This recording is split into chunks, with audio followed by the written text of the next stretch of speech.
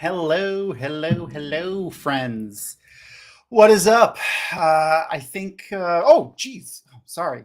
I, you're not Ebony. What's going on? I have a daughter. Does that count? That's fair. That's fair. Okay. So hello, hello. What's up, Noman Garden? So as you can see, Ebony is not with us tonight. She is not feeling very well. She has a very bad migraine. So if you could, everyone that's watching right now, and we'll give another shout out later, go and go on Twitter and Instagram and make sure to tell Ebony we miss her and to feel better, and we'll see her next week for The Mandalorian. But in her place, we do have the lovely and amazing and beautiful Darren Bush here, who is like Beautiful. well, I mean, to me, I mean, beauty's in the eyes of the beholder, Darren, and I'm beholding. Okay. You're our like Tolkien experts, though. We're always referencing your vast knowledge, so you and Noman Garden can be correcting me. I don't know how great our guest is on Tolkien stuff, but let's bring them in. So this week we're going to be joined for our finale episode with one of the OG websites that from the Wheel of Time fandom. We talked about it a bunch last week, I believe, when we were talking about Dragon Mountain and how it's like the 25th anniversary. So that's Adala Sedai of the Brown Aja from Tarvalon.net. Here she comes. Here she is. She comes. She comes. I don't have my keeper staff. I'm not. Yeah, I am. You're not not the Amerlin. Amerlin. It's all right. Yeah. One day, right? You definitely want that job, right? No. No. I am not an Amerlin. Hey, Arosa. I am more of a Varen. I'm going to lie quiet. Okay. Until in the secret, plotting, planning, and then I will surprise you. That, I mean, I see it. I totally see it. And I'm a brown warder too. My Aes Sedai is also brown.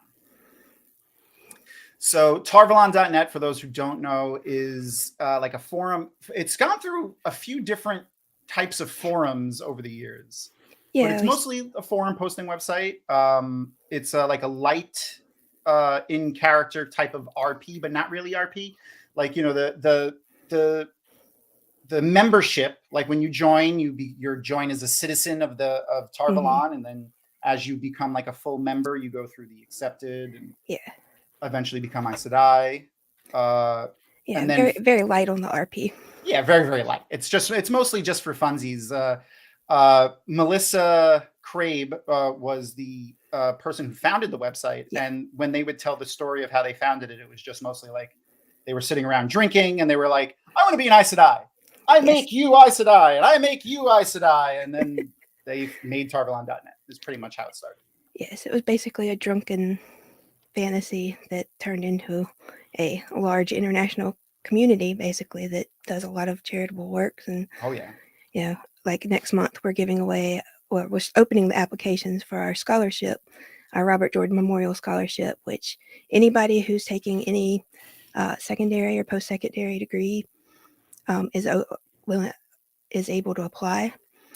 We should open applications sometime in the next month, and we'll be giving away two awards sometime by July.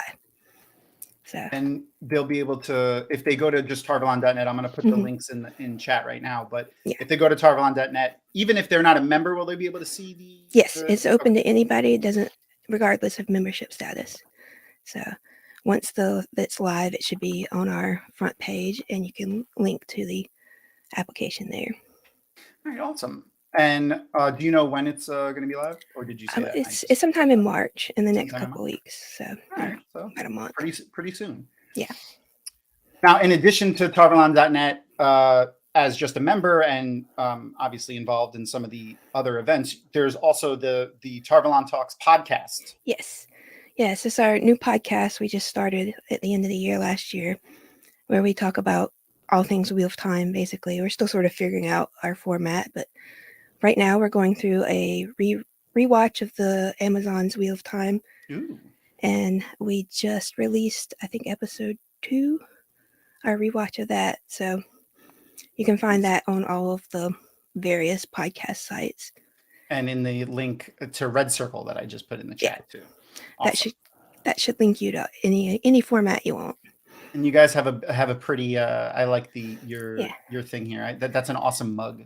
Yeah. It makes me want to play D&D when I see this. It's like that's a tavern. That's definitely like a dwarven tavern right there. It's like sitting on. Yeah. It's a wizard's spell book. That's what I'm thinking. Yeah.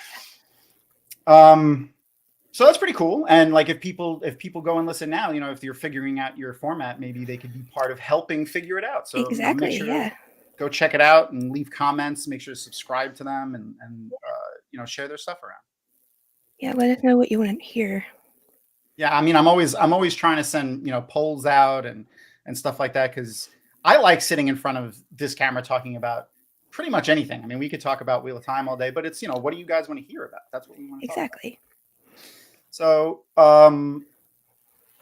we're here for the Lord of the Rings though today, so that's a little bit tangentially related to Robert Jordan, but I wanted to talk a little bit more about Tarvalon.net. So one of the big events that Tarvalon.net has every year, and they have multiple events every year, which all are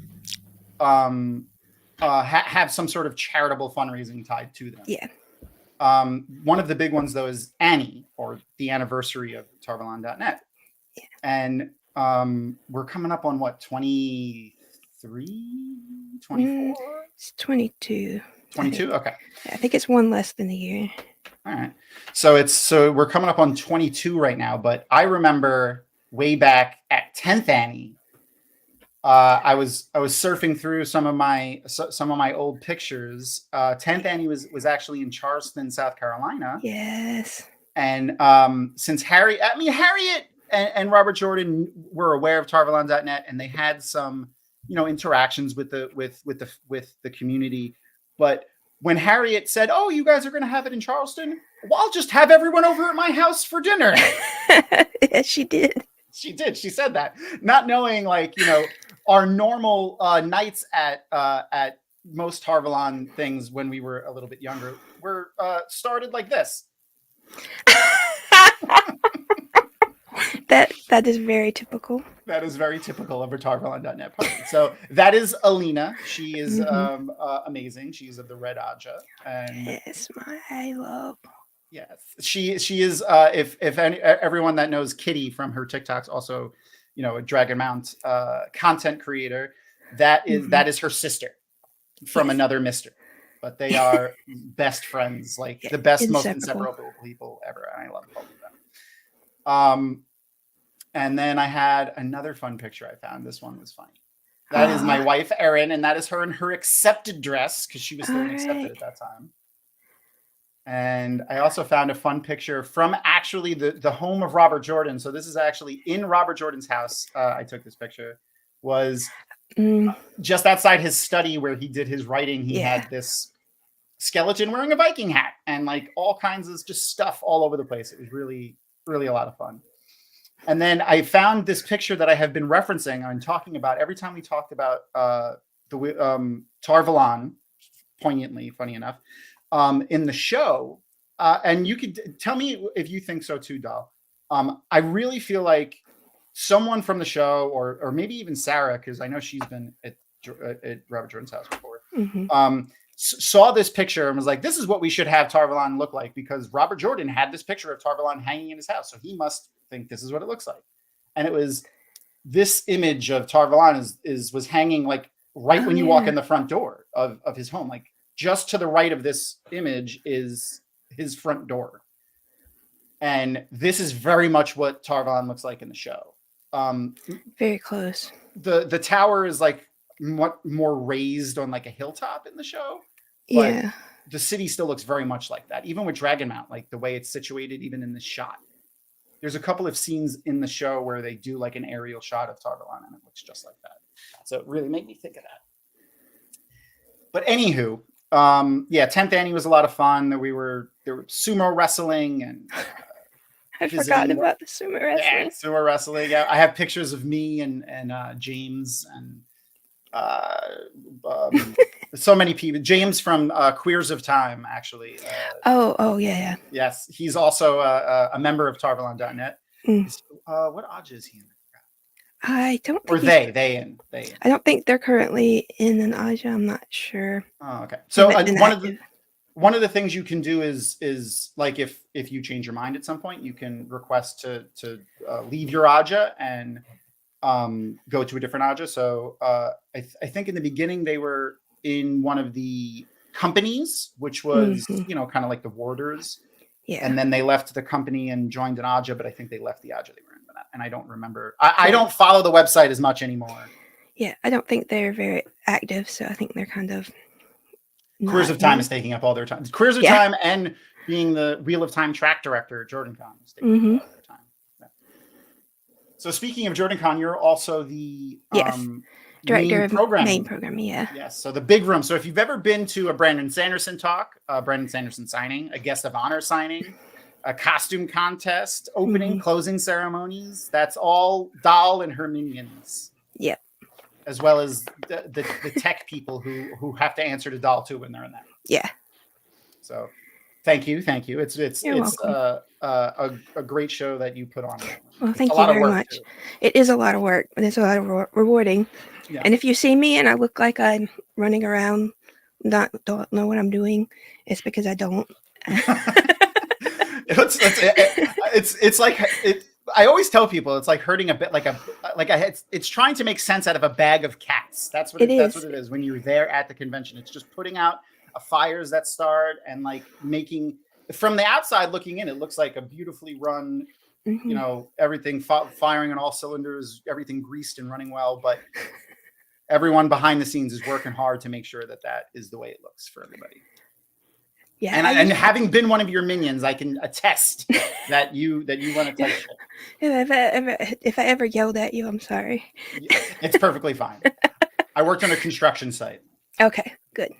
So I can say I've done 2 panels in Maine at JordanCon, and everything went very smoothly. And your people were just terrific. Oh, great! That's great. So, yay! I mean, a wonderful ride. Yeah, it's. Yeah. I mean, Maine. There's never an issue in Maine. Like with like it. The only issues that come up is going to be with like people just suddenly not showing up for panels or something like that. It's never. Yeah. Which does happen. It does happen, especially with someone who gets stuck in the hallway talking to people and doesn't show up on the panels on time. Yeah, that would be Brandon. What? Oh, I didn't name any names. I'll name the names. Before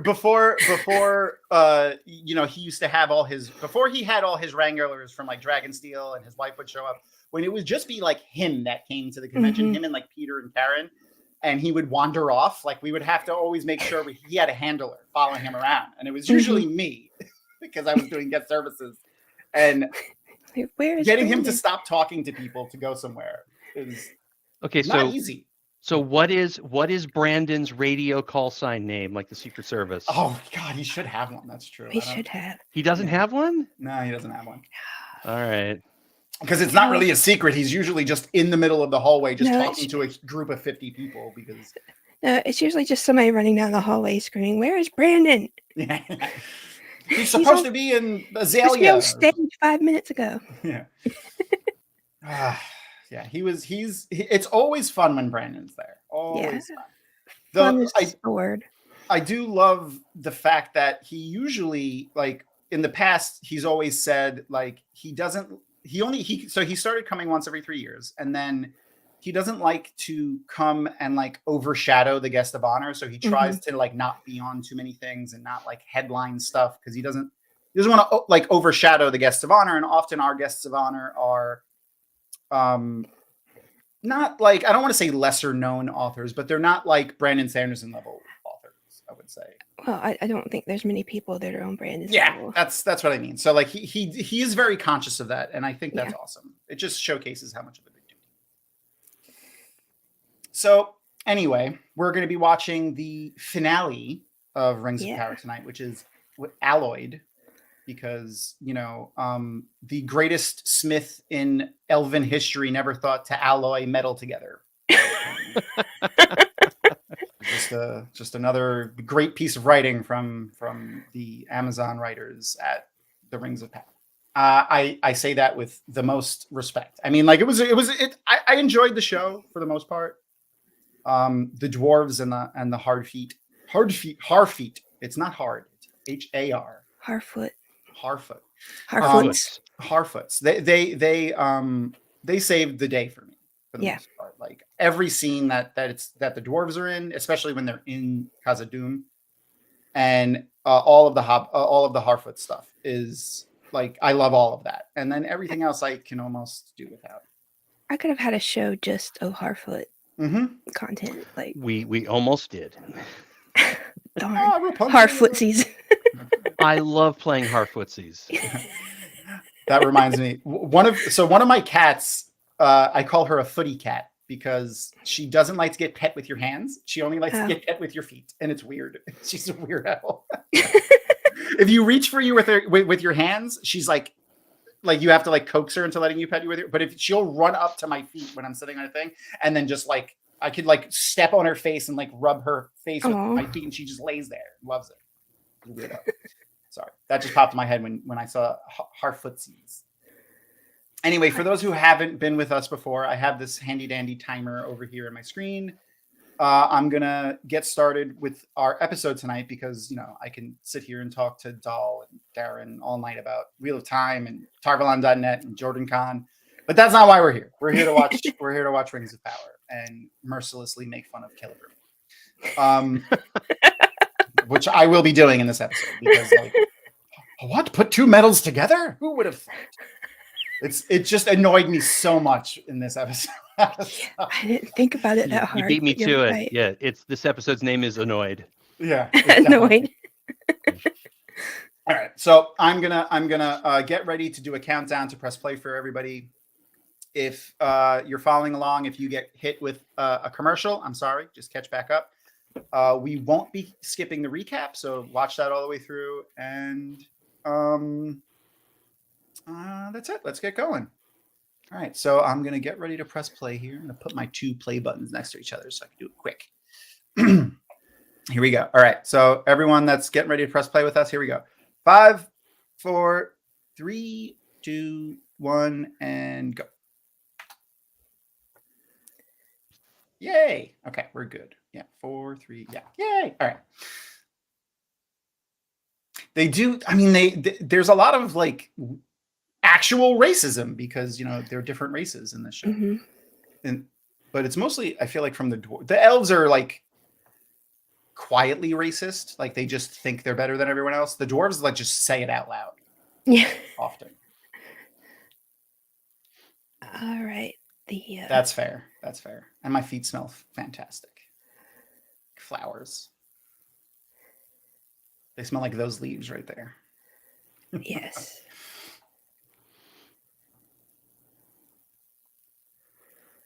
I like how Caleb, like, I like that they made the elves more real is a hard word, but less elven? Magical. Yeah, like they're less magical, I guess. Oh. Than in like they were in like the Lord of the Rings movies. Like they seem more attainable. Like every elf in the Lord of the Rings movies were like, oh my Galadriel is now dirty, for one thing. Yeah. Very, very dirty. What do you think of her like brashness and like this early Galadriel where she's like, quick, like to like I think it gives her more character. Like it shows that she's not this flawless ethereal being that she was, and that makes sense because she's what, several hundred years younger. Yeah, I'm not sure what the timeline is here. I mean, nobody is. No one is. Okay. I don't think they are. Like technically, I think it's supposed to be the second age, right? Yeah, I mean, like if you follow, but like Darren, you correct me when I get it wrong. Like if you follow the Silmarillion, the events that they're having depicted in this show actually take place over the course of like 1500, 1600 years. And they're condensing that way down. Like a lot of these characters are never on screen together at the same time. You kind of have to condense it. You can't, you humans the just don't human live that characters long. the humans would be dead every 10 minutes. You'd have to have a Every new 10 minutes, you cast have to of add new humans. humans. You'd have to recast every episode. Yeah. And then but like if they culminate this with the big war where Isildur, spoiler alert, where Isildur doesn't throw the ring in the volcano, What? and Elrond doesn't just Spartan kick him into the Does it eat him into the? I don't just. I saw someone at Dragon Con one year with Isildur. I mean, Elrond should have yeeted Isildur. I have a T-shirt that says #Eat Isildur in Penguar. Perfect. It's from Don Marshall. I don't know if you know who he is. I don't, but that's a fantastic shirt. I love it. Everybody always asks me what it says, and then I have to explain it. Of course, not.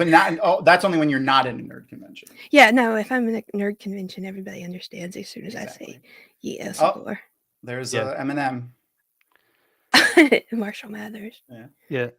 So to answer Tom's earlier question that Dahl handled, I love that they're showing Galadriel's being a pain in the butt and falling, because it's in this. That is in the Silmarillion. Mm-hmm. It doesn't happen exactly like this, but yeah, I like that they're giving Galadriel more depth and more history. I also like that they're like in the like we've been spoiling everything for the whole time, but just for the end of this episode when she has that confrontation with Sauron and he says, like, I like how they took the lines from the Lord of the Rings movies, which like you I forgot the exact words that he says, but he says the same things she says when Frodo tempts her with the ring. Like you'd have a queen more terrible than the dawn or whatever. Mm-hmm. Yeah. And she kind of realizes that she is kind of acting like Sauron, and like maybe in this next season we'll see a more reserved Galadriel, or maybe not more reserved, but like kind of trying to correct her behavior that has caused her to have these missteps to becoming that later. Yeah, it would be great to see actual character development and character arc. It's cool, especially with an elf, because like you would assume normally that would take over the course of like thousands of years. Yeah. We're also hoping that once Galadriel gets her hand on one of the three rings, spoilers, that the ring, her relationship with the ring is something they can play with in the show. I'm hoping they'll do that. Mm-hmm. What do you think about, like, so I know in the actual lore, in the written lore, in the book canon, he makes the human rings and the dwarf rings first. And while he's making those, Sauron is there influencing the making of those rings, which is why they're corrupted. Yeah. And then Celebrimbor makes the 3 elven rings apart from Sauron. Mm-hmm. Mm-hmm. And that's why the elves still wear the rings and still use them. Yeah. And Gandalf, because he has one of them. But in this, they make the elven rings first. So how do you think they're gonna do that? Well, they've kind of taken that whole paragraph and thrown it right out the window. Yeah. Which is fine. I mean, Tolkien didn't give us a huge amount of detail about how the rings were made or exactly what order they were made in or anything like that. The one explicit thing we know is that a couple of characters said that Sauron's hands never sullied the elvish rings. Yeah. So, but Sauron absolutely corrupted all the other rings. Yeah. But I mean, he was very involved in the making of them in this, so. Yeah, so how the elven rings work to get back to the Lord of the Rings movies, having Sauron helped make them. Yeah. I don't know how they're going to do that, but I don't remember now how, like, the scenes. Is he actually there when they make the rings? I don't know if he You mean in touches this? anything. Yeah. He is. Yeah, he's there. Room? Yeah. He's actually standing like next to him when they're alloying the metals together. Yeah. We'll see it. I guess we'll see in a few minutes, but yeah, because isn't that when Galadriel confronts them around the time they start forging them? So maybe whatever time he had to influence them was interrupted. Okay. I mean, I don't know. Yeah. I can't remember at this point, so we'll find out. Because what's supposed to happen based on the Silmarillion is that the Valar and the elves go to Middle Earth and they smack Sauron back down, and they drag him back to Numenor as a political prisoner, and then Sauron charms the king and corrupts Numenor, which is why it falls into the ocean. Spoiler. And so there's like Sauron goes back and forth at least twice. So I'm not sure how they're going to handle that in subsequent seasons. But like I'm guessing that Sauron will probably make the rings because he's already back to Mordor by the end of this episode. So it's like yeah, I'm not sure how they're going to get out of that. So yeah, maybe he forges the rest of the rings himself without Celebrimbor. Perhaps. Looks like we have a book cloak in chat. What's that? Looks like we have a book cloak in chat.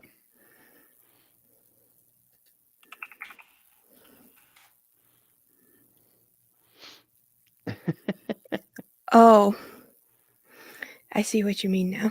Yeah. Am I behind on the chat? No, you don't need to read it. It's not... The people who feel this sort of like this in-depth passion about shit like this is just hilarious. Oh, I see what happened. Okay. Yeah, it's from Facebook.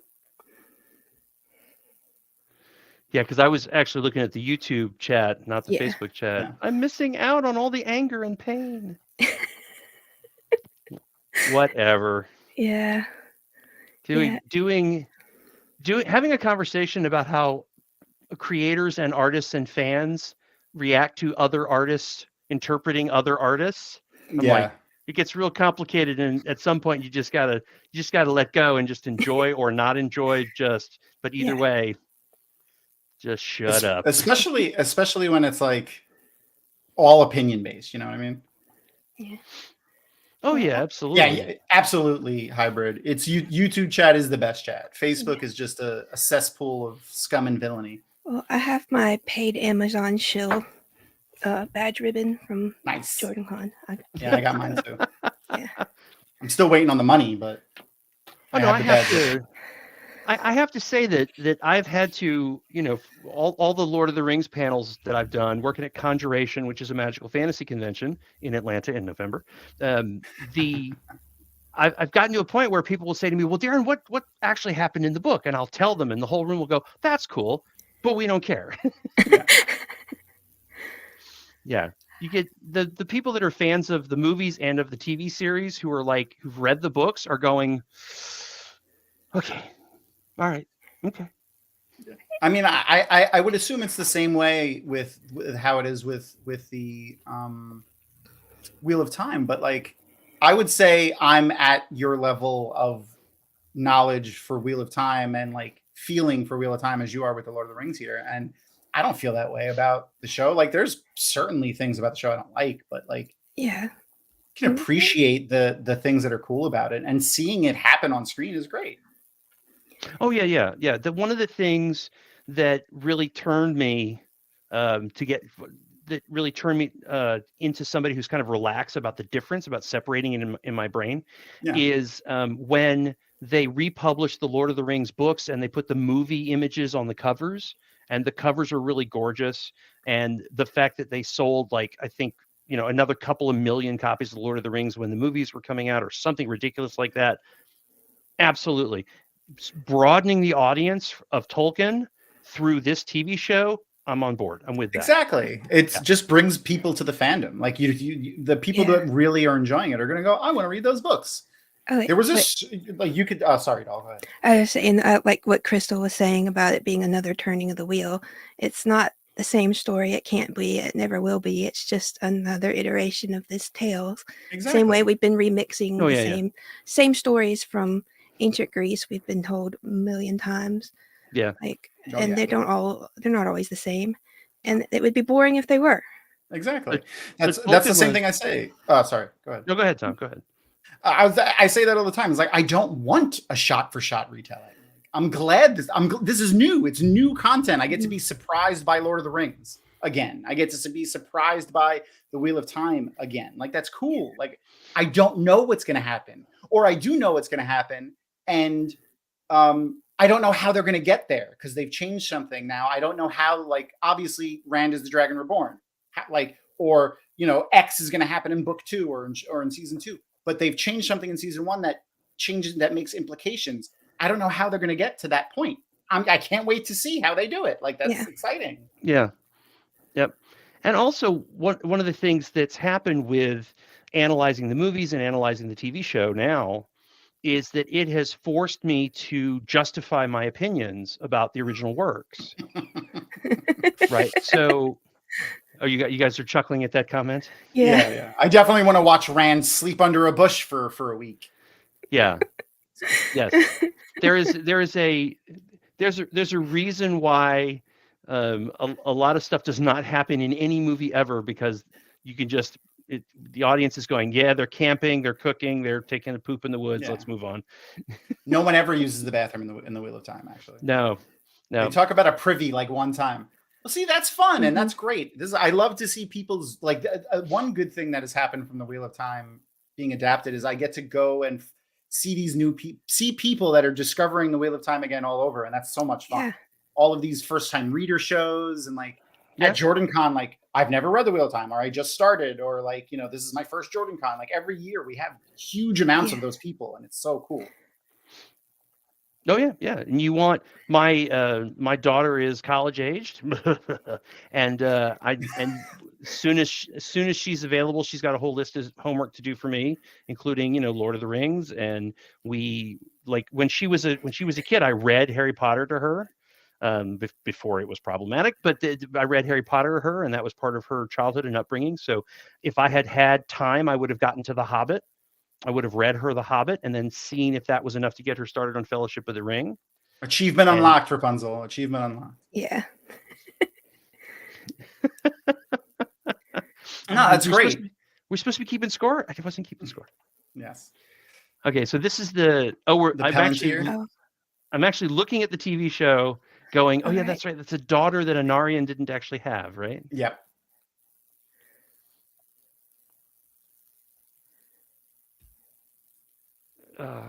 I wanted to say something for Arosa. I actually haven't read the books in a while either, but the audiobooks are fantastic, and there's a lot of audiobook narrators.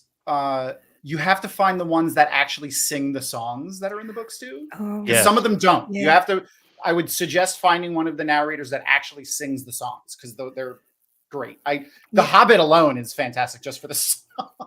Yeah. I forgot the guy I like. His name starts with an R. Robert Inglis. Yeah, that was it. So Robert Inglis is forever my Tolkien narrator. He actually was a classically trained Shakespearean stage actor. He did Lord of the Rings and Tolkien stuff on stage. I think he knew Tolkien, or at least had worked with him, probably on one of those stage productions. So if you want somebody who really understands how to pronounce everything, he's your guy. And fabulous singing voice. Don't even get me started on the pronunciations. Oh yes. There's so many. Arendelle, Galadriel. Like every 5 seconds, they're rolling R's in this thing. I can't roll my R's. The fact that there's words that they roll R's twice in the word, and it's just. We don't have time to get into music appreciation. I would havoc. Yeah. I love one of the things that's really amazing about Tolkien's songs is that the lyrics are relevant. Mm-hmm. They're always part of the story. Yeah, they are. Speaking of songs, though, how excited for my Wheel of Time fans. How excited are you for Matt to sing Once with the Jacko Shadows or Dance with the Jacko Shadows? I want it so bad. Yeah, I have to see what the new Matt is going to be like. From what we've seen so far, he looks pretty good. I hope he's just as good as Barney, because I love Barney. But yeah. Breathing heavily. Oh no. He looks struck. I love the captions sometimes on these. Yeah. Oh, the captions are fantastic on this.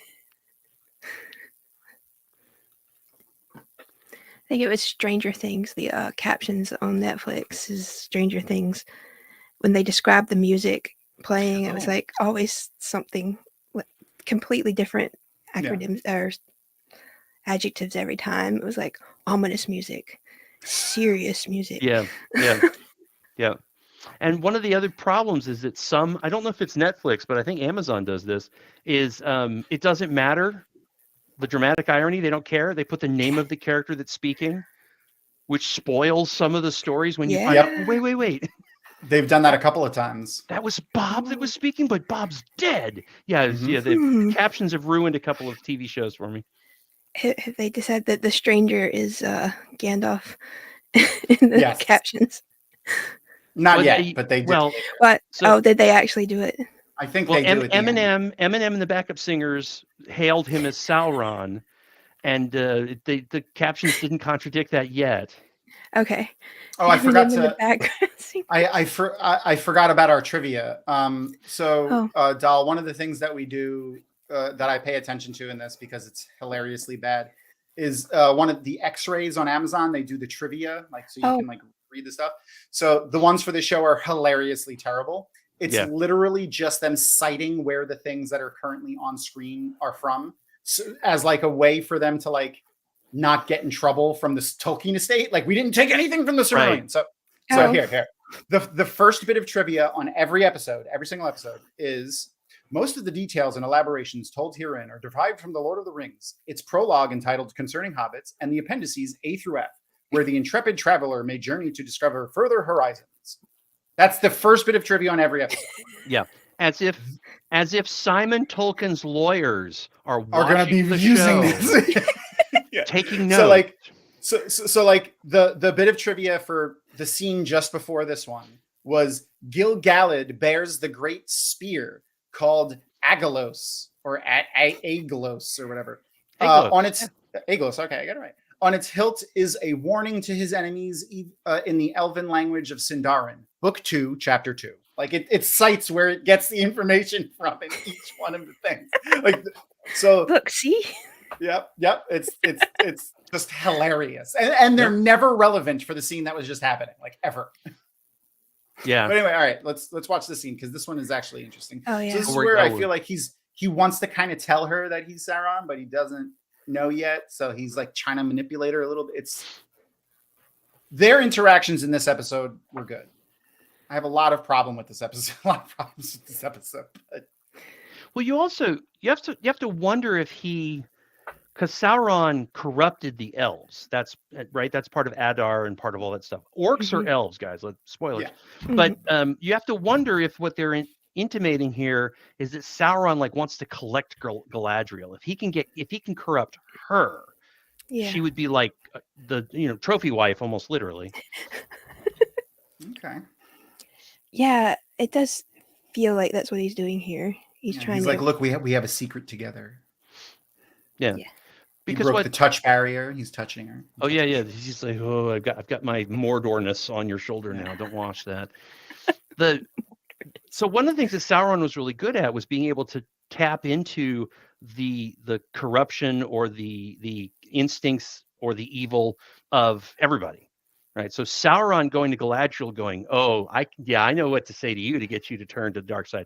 Yeah, I kind of like that they were playing with that. Kind of like Lucifer, I guess. Not like. Yeah. Yeah. Exactly. I mean, he's a fallen angel, right? Yeah. I mean, yeah. Uh-oh. Darren. Oh. Is he right? Well, Morgoth started it. Sauron was a lieutenant of Morgoth before Morgoth was banished. So Morgoth started the corruption of the elves? Yes. Nomengarden. Nomengarden and I can fight about that offline later, but yeah, that's it. Morgoth started it. Morgoth was absolutely Morgoth was Lucifer. Let's be clear. The Silmarillion is Tolkien's version of Genesis. Yeah. And Exodus, but which is why he didn't want it published. Well, it was literally his writer's Bible, but yeah, Sauron was his lieutenant. So I don't know which evil archangel would be. What Sauron would be. Morgoth was definitely Lucifer. I could see that, Lee. I could see that. Yep. Nomen Garden, you keep me honest. Good for you. The Nomad. So there's the Nomad, the Ascetic. The Ascetic. And what's the other one? Which I have no idea where they came from. Or I guess the other two are the both of them are Nomad, and then he is, and then the B Rabbit Eminem is the Ascetic, I guess. One of them is. There he goes. The Stranger groans, not Gandalf groans. Yeah. The Stranger, yeah. Not yet. He hasn't claimed the Gandalf title yet. This is the most magic I've ever seen in a Tolkien thing ever. Is in this show. There's no magic in any of the other.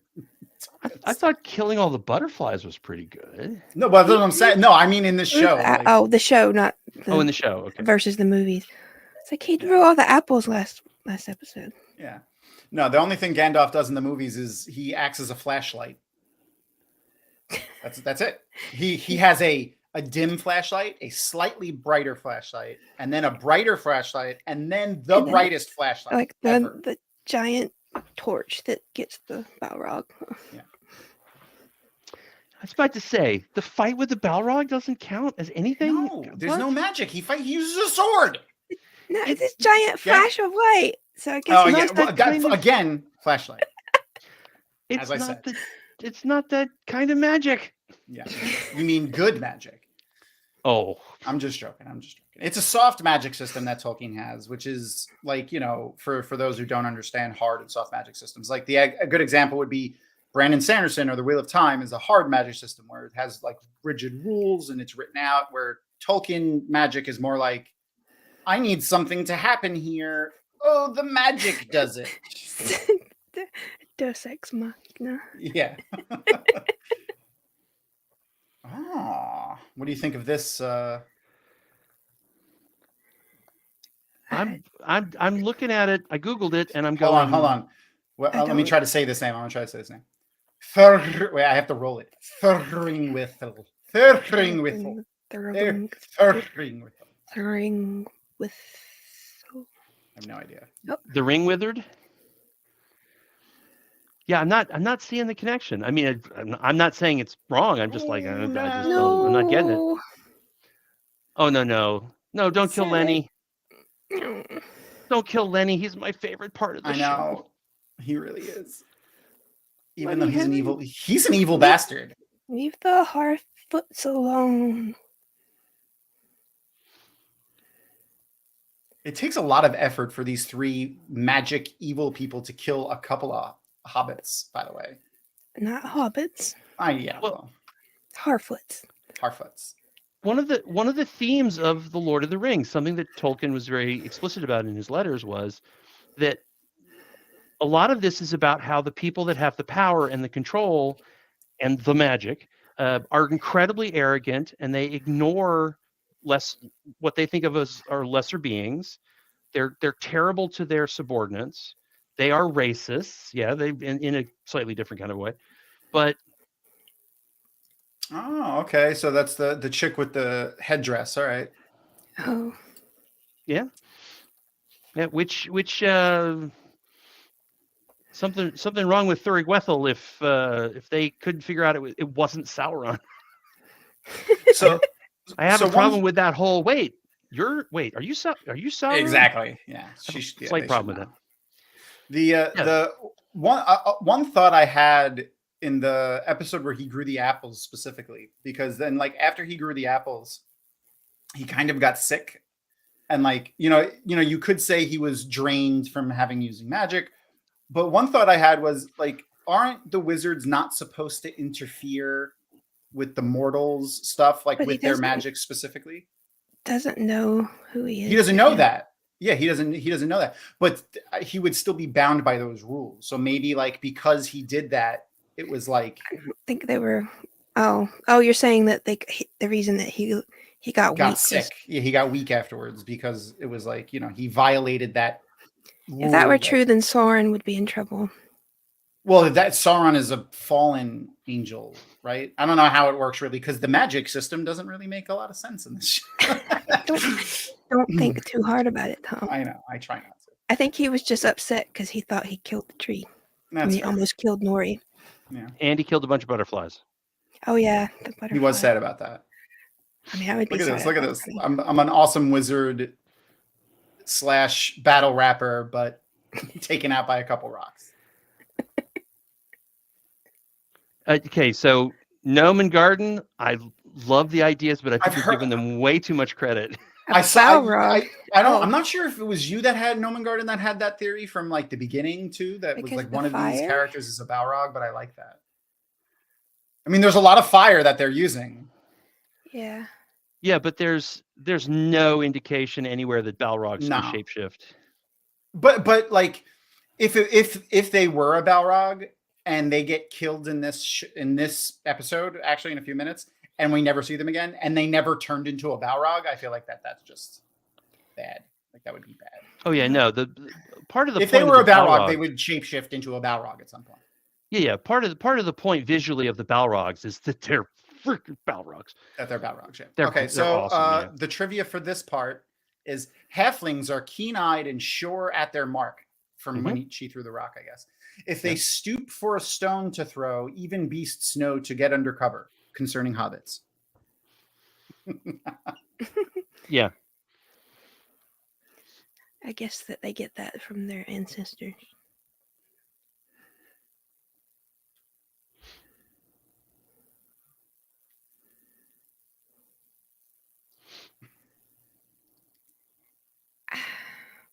Oh yeah, her ears do look vaguely bat-like. I could see that.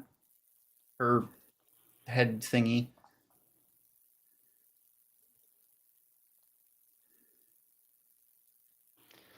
I like this guy though. The guy that's playing the stranger, like he's a great visual actor. Like he's like even with just his facial expressions and stuff like that throughout this whole series, he's been really good at depicting like, you know, his feelings and the stuff around him without saying really much of anything.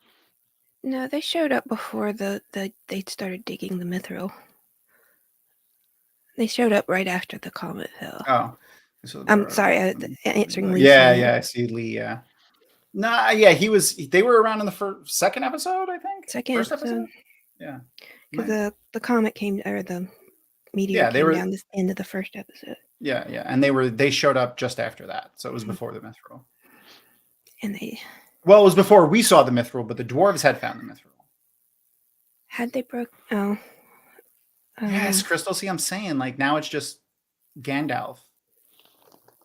Ooh, but he also has his staff now. So maybe like because he was doing magic without his staff before, it fucked him up.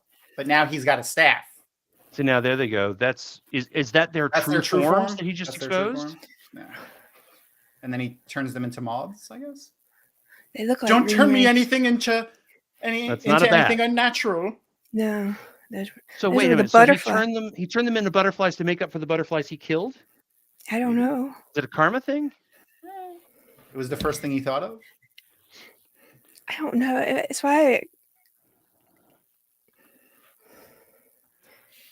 Well, it's a good trivia question, which is why are they using butterflies so much in the Rings of Power?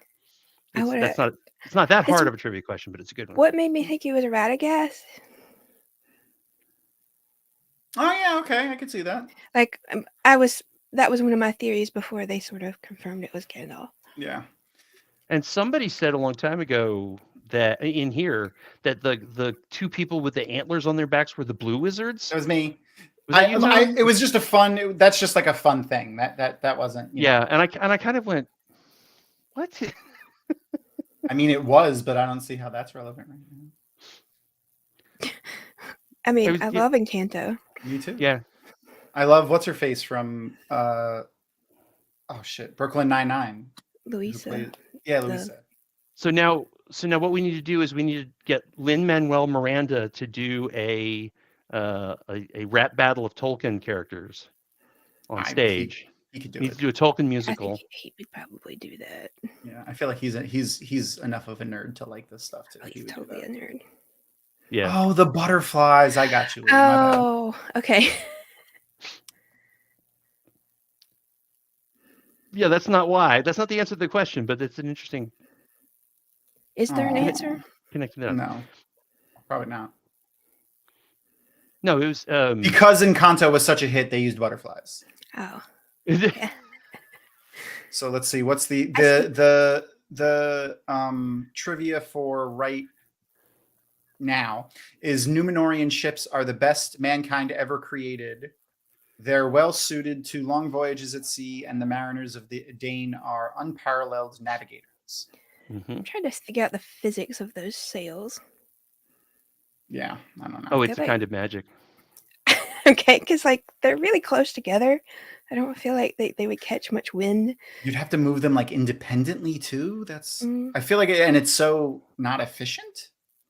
Well, they're early model DeLoreans. They're gull wings. Oh God.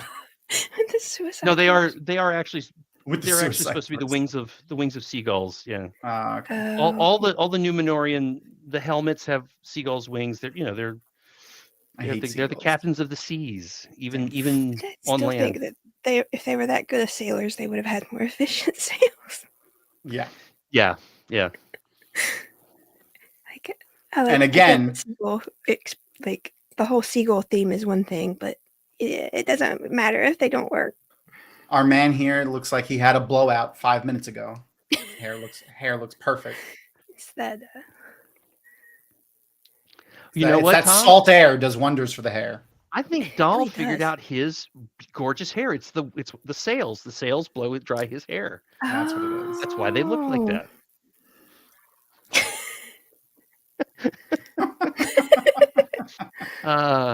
The reason he pulled Galadriel from the sea was because she jumped into the ocean in the middle of nowhere. And I believe that's because Sauron picked her up out of the sea first. Oh, That was don't even. Yeah, it was. Galadriel was like, I know what's a good idea. I'll just jump off this boat in the middle of the ocean and then swim. And then, of course, she just happened to run into Sauron in the middle of the ocean, the person that she's been looking for 1,000 or however long. Where's the fan film? Excuse me. Where's the fan film where Sauron and Galadriel land on Gilligan's Island?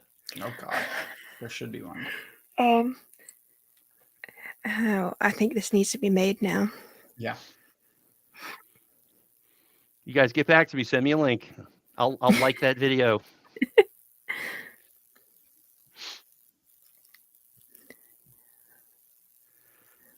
Would Elrond be Gilligan?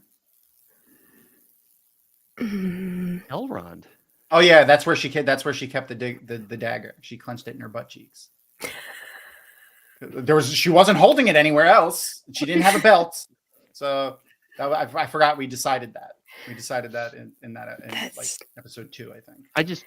I just decided a long time ago that women in genre work have the magical ability to do the Bugs Bunny thing where they can reach behind their back and they just have whatever they need: a hammer, a stick of dynamite, a golden sword.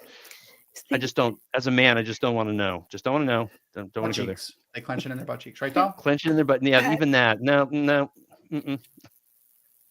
Yeah. It's a secret. Yeah. Now the good news is there were queens in Numenor. There were indeed.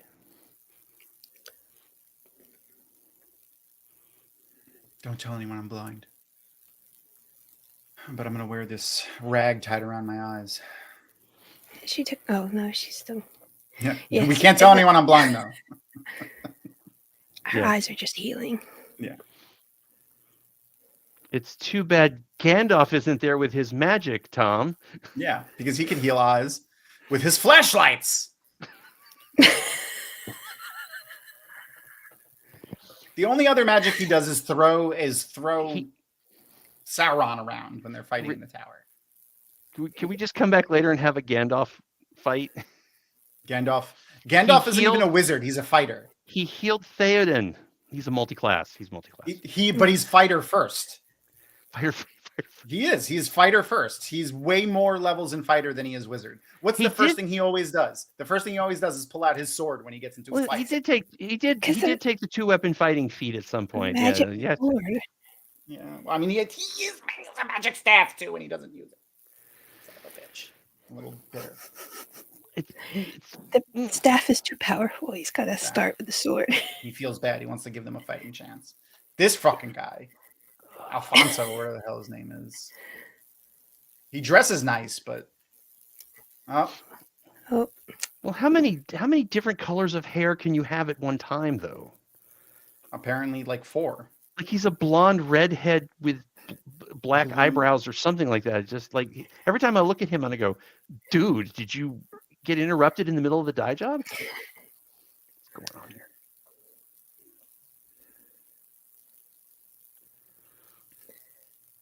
Soften the boundaries.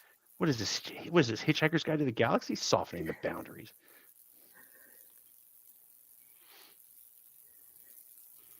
I love that I don't have to look stuff up. Nomen Garden will take care of it. Nomen Garden's got you. That's awesome. Farazan, yeah. I knew it was something. Farazan. I'm just gonna call him Alfonso from now on. Oh yeah, the names of the Numenorian kings and what they mean in English are awesome. Yeah. Google it if you haven't seen it. They're awesome. It's amazing. I'm gonna stick with Lesby Nerdy and Delusions of Groundle's renamings of everybody. That's Hot Human, Ugly Elf, Elrond, Sexy Queen. Oh, I forgot the other one. There was one that was really funny too that I don't remember. That's Hot Human. What, Sauron? Yeah. Not really human. No, well, I mean, before we knew he was Sauron. Oh, okay. I was listening to Delusions when she was watching it, like as it was being released. So she just renamed everybody because she couldn't remember their names, which is what I do too. Because the Tolkien names just have too many accents and vowels in their names. Too many vowels. It just plays with my Lisdexia. Too many vowels and they all look the same. Mm-hmm. Now that's one of the great things about Samwise Gamgee is he gets to make fun of all of this stuff on stage. Dwarf language must be a fair jawcracker. Yeah. It's not as bad as George Martin though. Every freaking person half the people are named the same damn thing or like literally the same name with like 2 letters off. And I'm like, oh, I want to kill myself. I cannot keep track of these people's names, especially in House of the Dragon. I always have to stop and think about the difference between Sauron and Saruman. Handsome Man. That's what it was. Handsome Man. Sorry. Handsome Man. Because like to me, like Sauron and Saruman are so similar that my brain, I just have to sit there and think for a few minutes before I say one or the other. He needed them both to start with S for a very good reason, but then he went like let's just give them the first syllable. S-A-U. Let's both of them have an R. I'm saying, Crystals, I can't believe she left her behind. Poppy has the best songs too. Oh yeah. Poppy is the Sam of this story. This is when she figures it out finally. And and this is when he says the thing. I haven't been awake. That's a great line. Of this first silence. A great line. Many names. So I'm just going to stab you in the throat. Yeah. Do you really think it was going to be that easy? Yeah, she's an elf and he's an angel. Yeah. So do you think when he was hurt, like in the bed, was he pretending? Was that like a farce? Yeah. No, I don't think so. In the same way that Gandalf succumbed to the Nicotiana, whatever, however you pronounce it, the nicotine. He was affected by tobacco. He was affected by alcohol. The Maya take physical corporeal form and they put themselves into bodies that are bodies. Okay. Gandalf did die, or at least part of him died. He, so it's I think Sauron, when he You was think he just inhabiting got that, but it wasn't even like a real fight. He was just like fighting like an orc. You think he let himself get like injured by just orc number 2 during a fight, and he didn't bust out any of his Sauroniness? well, he might have intentionally had the injuries, might have been self-inflicted. They might have been planned and plotted, but they were injuries. Okay. Yeah. I mean, yeah, they were healing them, so there was an actual cut there. Yeah.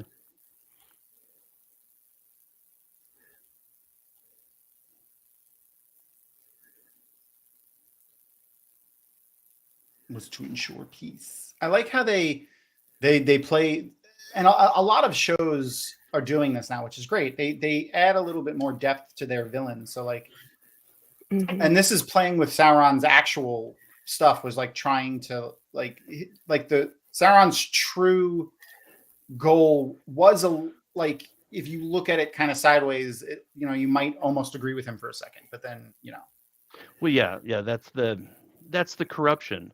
Morgoth didn't want to destroy the universe. He wanted to control it. Yeah. He wanted it to be his vision instead of Eow's vision. Yeah. But Eow's the boss. So. And Sauron just wants to free everybody. He just wants peace. He wants people to stop killing each other. Sauroniness, his powers. I don't know. What else can you explain what Sauron can do? Because I can't. The same thing that Gandalf can do. Yeah, exactly. What, Sauron has a flashlight? His is dark. It's a black light. Yeah, it's a black light. Well, actually, it's a giant glowing eye. That's true. It is actually it is a spotlight, and we've seen it in use in the movie. Yeah, shining it around. He just looks around. It's a motion activated spotlight. That's all Sauron. Who was the comedian who said a long time ago that Lord of the Rings would have been over really quickly if someone had just gotten some eye drops for Sauron? I don't remember. That's funny. What? Galadriel, you heard him? Galadriel. Oh yeah. We're back on the boat again. See, he didn't roll his R when he said it that time. Because he's a human there. Yeah. He's not an elf. It's really leaning into the characters that he plays. Morgoth.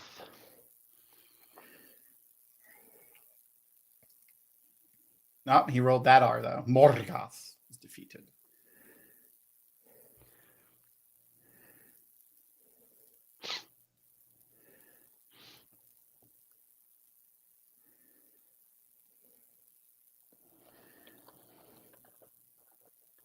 Okay, I can see that. Ermengarden. Put forth his will.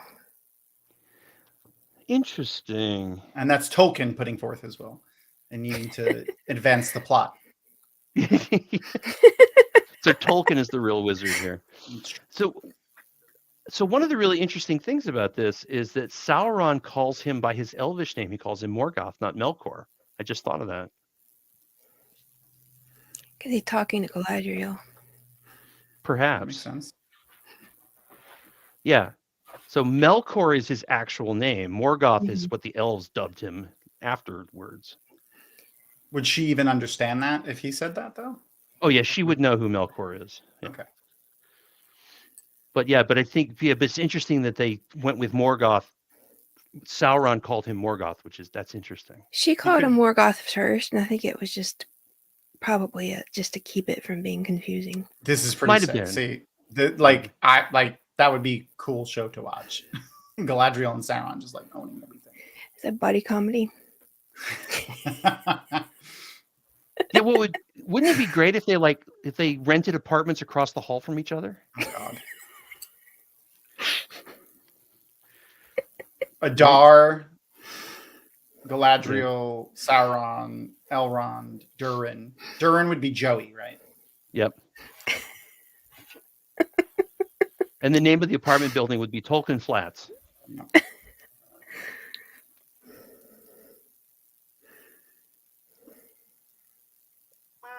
Oh, here it is.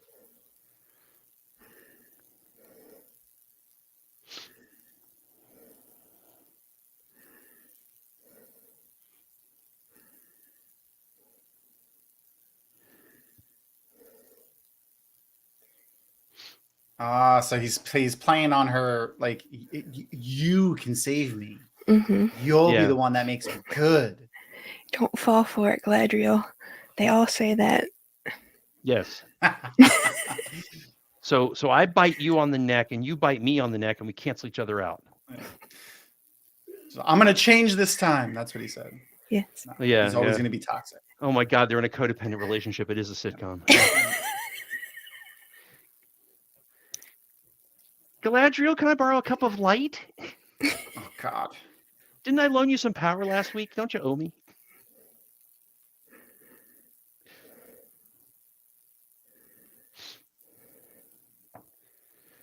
Oh yeah, I had read that Nomen Garden, that Galadriel, that Sauron. Ooh, his eyes were messed up there. I didn't notice that time. Yeah. He got a little phlegmy too. Yeah, I like this whole interaction with them. In this episode. I usually am like the two of them talking to each other on screen is usually boring as shit, but they this episode, the two of them with this was really interesting. And like I said before, I really love how they played with Peter Jackson's lines on, a queen more terrible than dawn or whatever.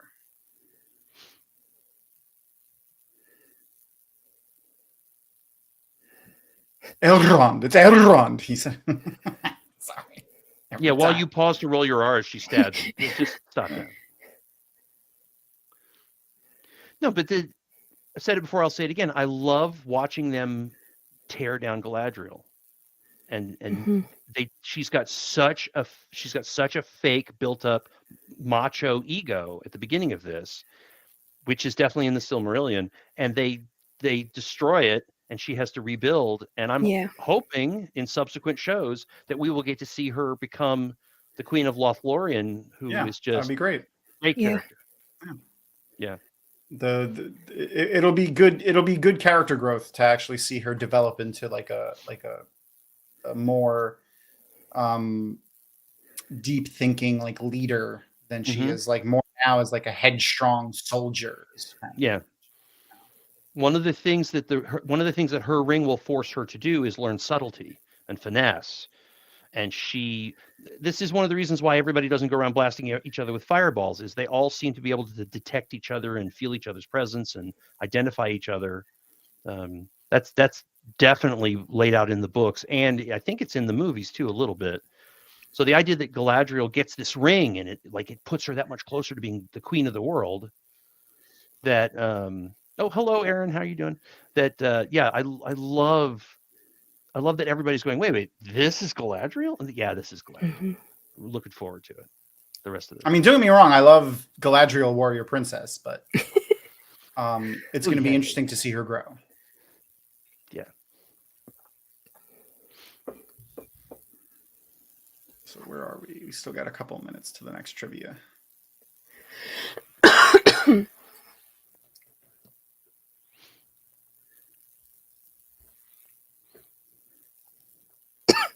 Why? Why is with 3 there is balance? Why isn't there just 3 corrupt people? or one person killing the other 2? Yeah, it's true.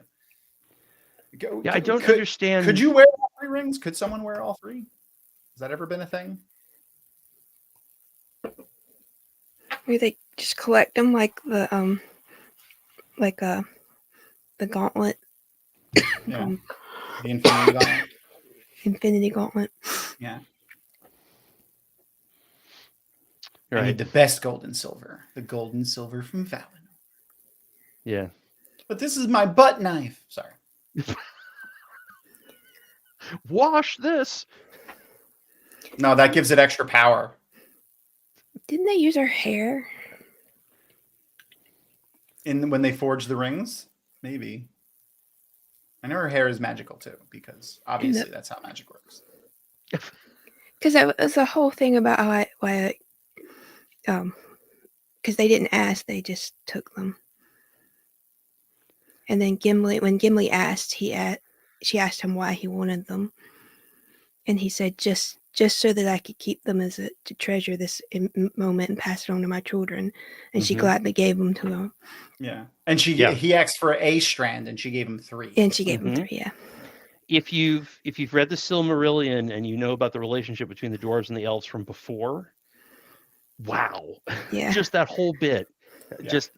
That's one of my favorite parts of all of Lord of the Rings is when she undoes her tresses and gives him 3 strands of golden hair, and he's just like a crying dwarf. One, you get 50 points for puzzle for using the word betwixt. And you get 50 points for that. Betwixt her bosom. Betwixt. I love it. Betwixt her bosom. That's going to be stuck in my head for a couple days now. Just going to say it randomly at times. Yeah, Nomengarden, Fëanor was definitely not the only person who was obsessed with Galadriel's hair. Eventually, everyone was. Yeah. She had fabulous hair. Yeah, I like this guy's voice, but I think he was more interesting when he was mute. Well, there's something he says here. I can't remember. I'm sure he'll say it in a minute. Yeah. Yeah, the light of the trees and the light of the Silmarils. My goodness. What do you mean? It's extinguishing now for no reason. Going away. They need mithril to make it come back. Everyone needs to start snorting mithril. They don't say how to do it. Like, what do you just take a chunk of mithril and put it next to the tree? Like what happens? I just want to see an elf going, got any mithril? Got any mithril? It's gonna be like the elves from that one World of Warcraft expansion. I don't know if you guys played it, but they were like addicted to like magic. And they addicted to magic? Yeah. Well, Lord of the Rings, according to you, is the wrong place to have that addiction. It's true. Because there is none. Unless you like flashlights. Nobody walks alone unless we leave you behind to die. Sorry. Yes.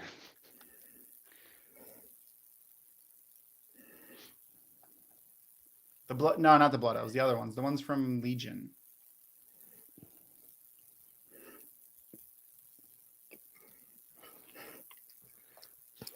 Oh, the hobbits. Go on. You know, I think the saddest part of season 5 is going to be when Gollum strangles Nori for the ring. What? Okay. All right. Oh no! I just made that up. The doll. It's okay. I know, but I'm like, do not do that. That was horrible. We'll edit that part out. Yeah, it's not like we're live or anything. It wasn't Nori. It was somebody else. It was brother, right? Deagle. Well, yeah, but between the inserting characters and the gender flipping and everything, it's like there's no telling who's. It's possible. That's true. It's no telling who's going to get cast to be strangled by Andy Serkis in season 5. I mean, Andy Serkis can strangle me whenever he wants.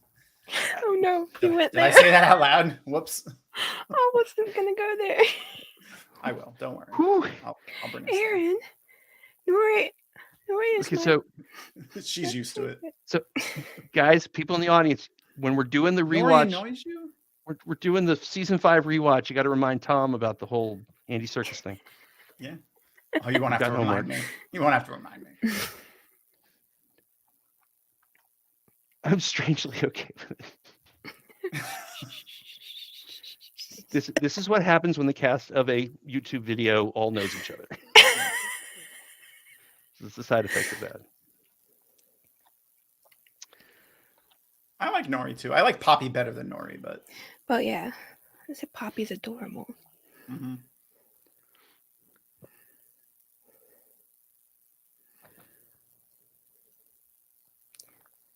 I like that they made them all Irish too.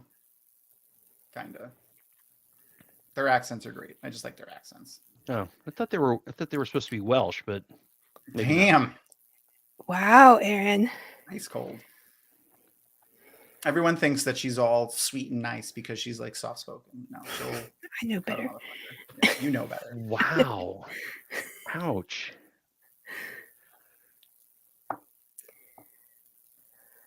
Everyone always wonders why when we play like games where you can like kill the opponents in it, like every single time I kill her in first. And everyone's like, why do you? Because she's gonna kill me. That's why. You gotta be proactive about these things. Yeah. Whew.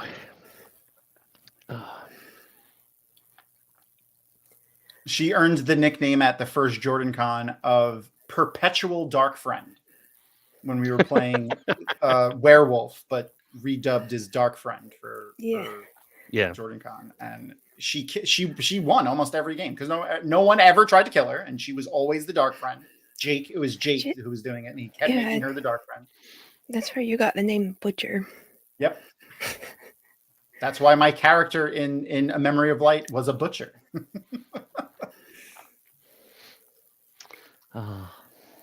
No, Tom kept getting murdered by Aaron. Yes, every I wasn't joking. Like I wasn't embellishing that story. I always kill her because she will always kill me. He was the town butcher, and he kept getting murdered, so we didn't have any meat. Yeah. Every night. We at Conjuration one time when we were playing Death Eaters, this teenage kid named Jacob, he came in. He was with his two female friends, and the three of them came in and played Death Eaters with us, which is werewolf transpose also. And the two of them, they just would immediately kill Jacob. So we call it the Jacob effect, where the people that you're with at the werewolf game will just murderize you immediately. Yeah. So I was really hoping Poppy would go with her. Oh, my bad. I think she got to Samwise. Yeah. But yeah, I was playing werewolf one time at Dragon Con, and I had my Dark Friend cheerleader outfit on, and for some reason everybody I was lynched every time on the first round for some reason. Like, well, your shirt says you're a Dark One fan. I'm like, okay, that's not how games work. But that's not how the game works.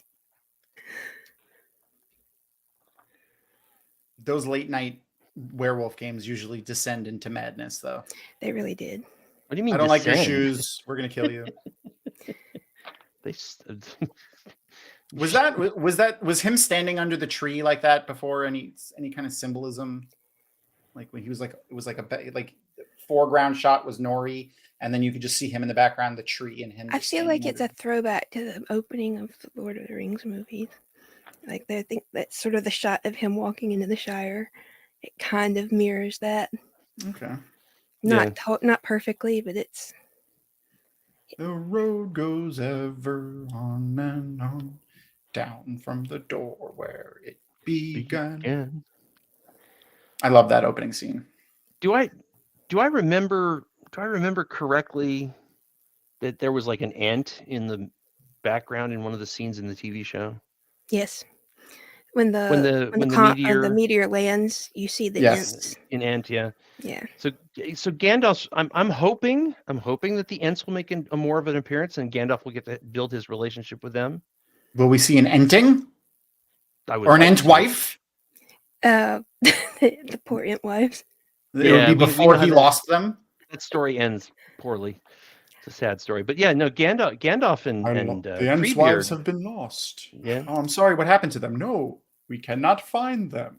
Yeah, died. I never said died. No, but I would love if Fangorn, Treebeard, would make another appearance in this, and he and Gandalf can sit around and work on their relationship. Because by the time you get to the Two Towers, yeah, he like did. How many thousands of years did they know each other, or hundreds of years, or whatever it was? Yeah. After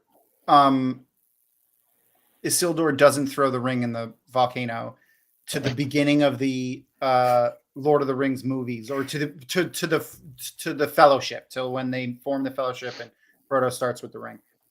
That's 3,000 years. Isn't that supposed to be 3,000 years? Something like that. Yeah. Oh no, it can't be. A sapling? Treebeard's a sapling? It might be. It's teenage Treebeard. It's going to be like the new because Groot. Aragorn. Groot. Teenage Groot. Oh yeah. I am Fangorn. Yes, of course you are.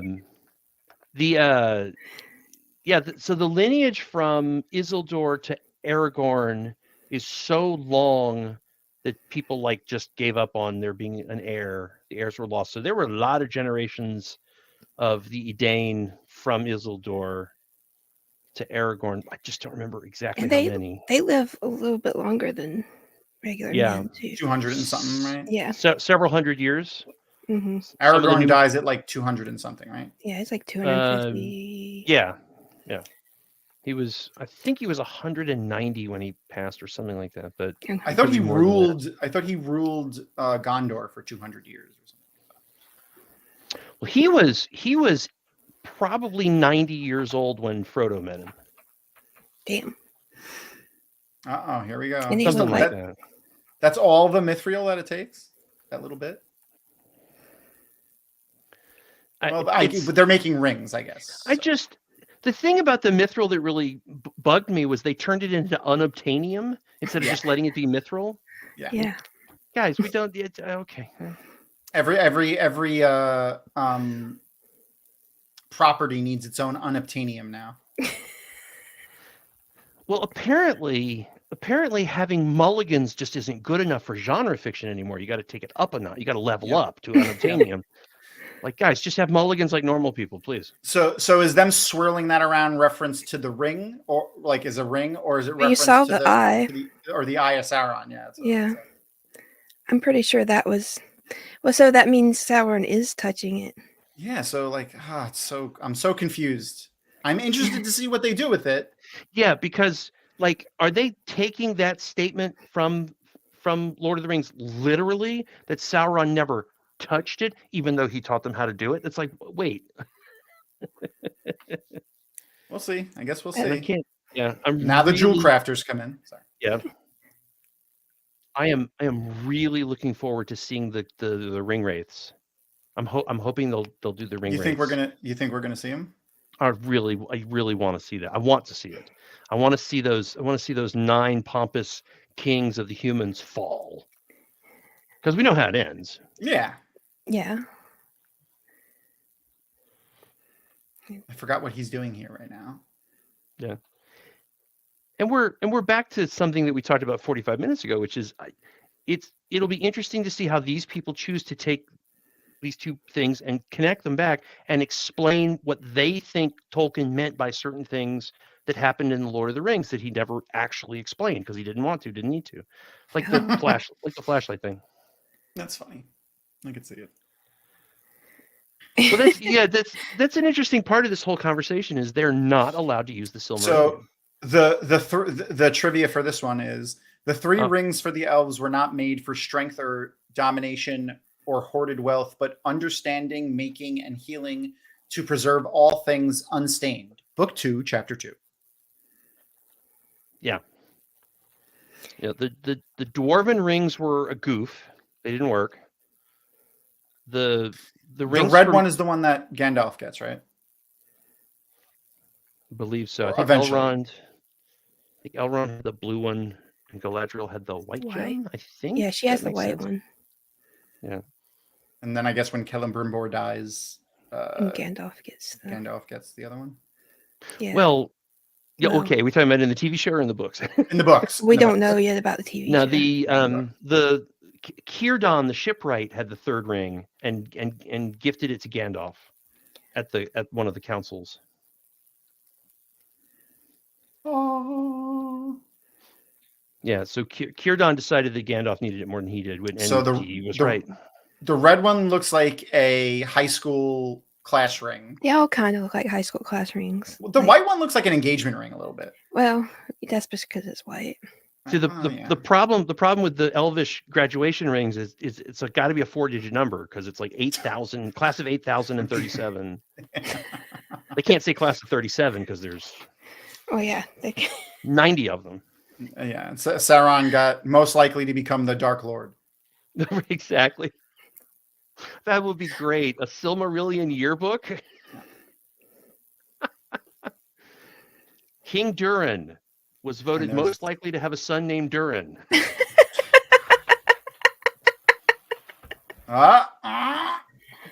he is. Oh, there he is. My domain where it's dark and ashy all the time. Yes, it's just the way I like it. Part of Sauron's magic is that he can have the wind blow his hair back a little just perfectly.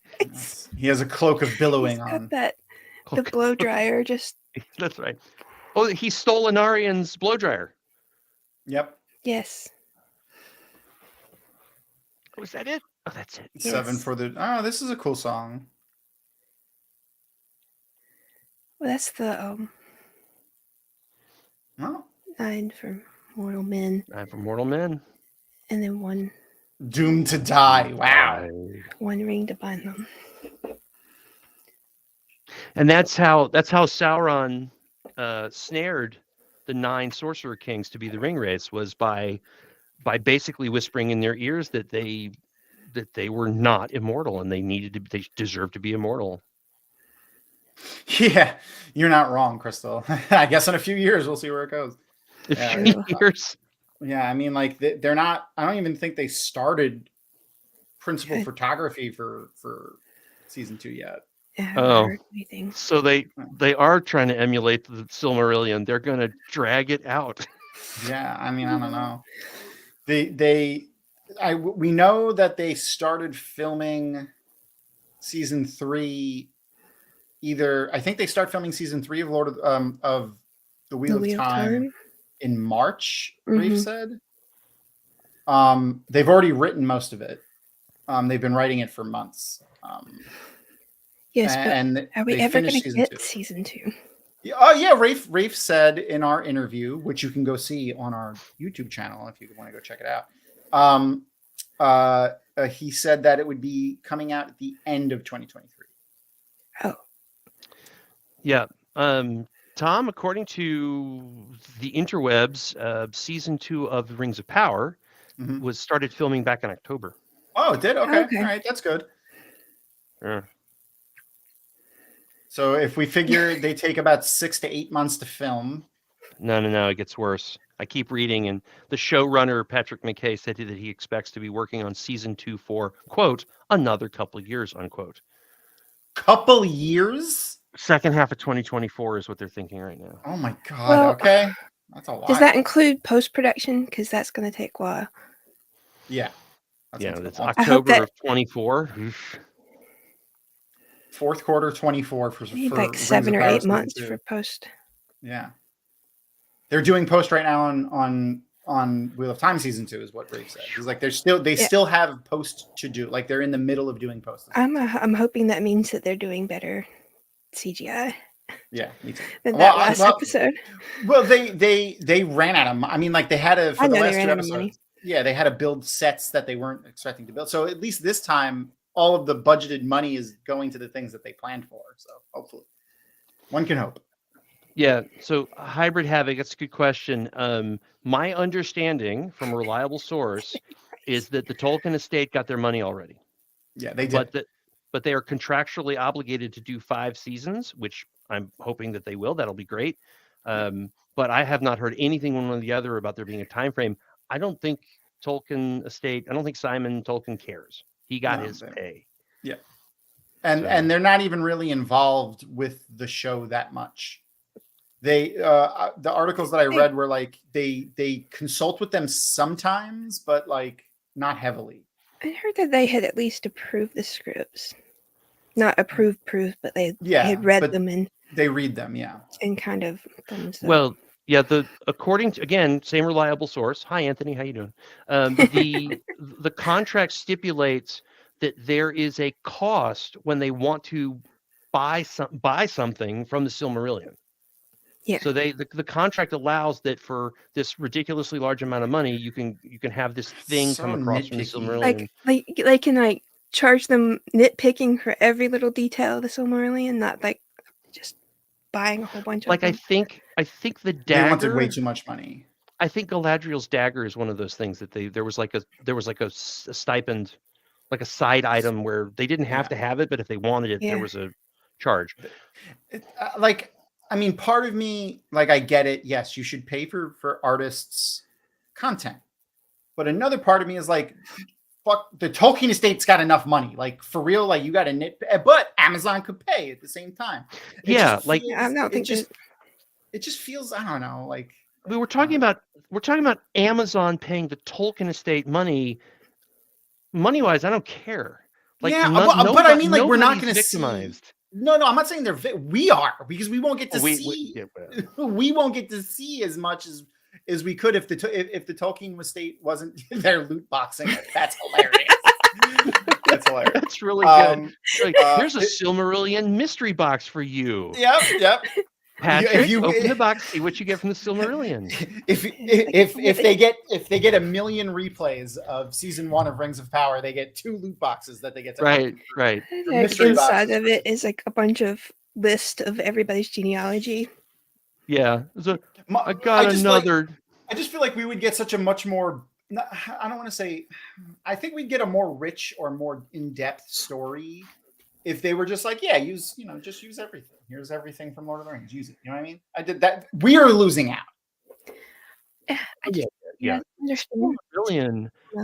Such a great story. Is it though? I tried to read the Silmarillion. I didn't say novel. Okay, it's not a novel. That's fair. There is a very interesting story buried in a bunch of not very interesting history. Yeah, that's fair. That's the Blood of the Dragon book that came out. There were literal begets in it, and I'm like, yes, it's not a novel. Silmarillion's not a novel. I don't think he ever intended to publish it. I've listened to the audiobook about 8 times. I love it. It's great, but not because it's a novel. It's not. The thing that really gets me about the Silmarillion not having been turned into anything yet is that the Silmarillion is where all the awesome dragons live.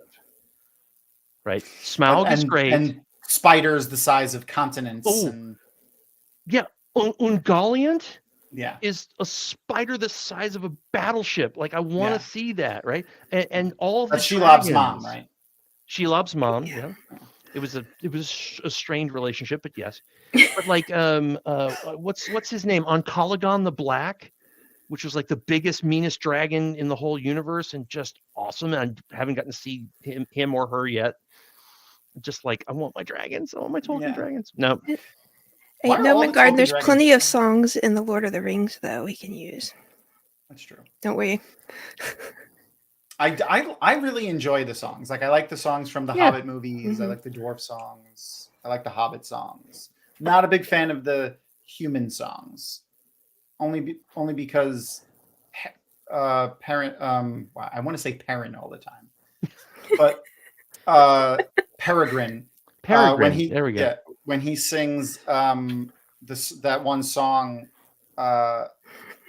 it's when what's his name is eating the damn tomato and it's burnt into my consciousness forever. Oh God, yeah. Denethor and the tomatoes. Denethor. That's what it is. Dude. Yeah, that was terrible. Like, Someone made a TikTok recently of them handing their dog a tomato and him just like scarfing it, and they played the song of Billy Boyd singing the song behind it. It fucking killed me for like an hour. Oh God, my For You page is weird. All right. Well, anyway, that was it. That was the finale of Rings of Power. Outdoors Tate, what's up, man? Yeah, RJ does some awesome songs. Like I said, we talked about it earlier. I really am excited for Dance with the Jack of Shadows. That's the one. And some of the Aiel songs too. Disgusting text. I was just trying to remember, like, there was one point where somebody actually did a version of the Dance with the Jack of the Shadows, because it's supposed to be based on an old drinking song. Okay. And I don't remember which one now. It's probably on the YouTube somewhere. Probably. Yeah. But thank you, Darren. Thank you for last minute. I was like, hey, Ebony said she can't come. Can you come and join us? And he was like, yes. So thank you for coming and hanging out with us. Thank you for having me. Always. And make sure to go and post on Ebony's socials. Tell her to feel better. She's not feeling well. Yeah. And Adala Sadai, for those who don't know, but we affectionately call her Doll. Yeah. Thank you for coming. And You're I just want to welcome. remind everybody. Yes, always. Remind everybody to go check out the Tarvalon Talks podcast.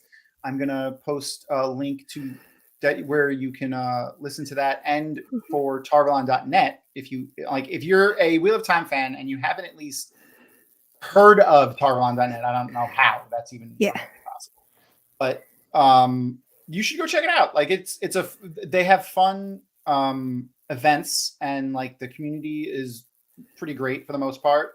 Like just like any community. For the most part. Yeah, well, I mean, everyone is there's fun people everywhere. As point of fact, our book cloak that joined the chat earlier.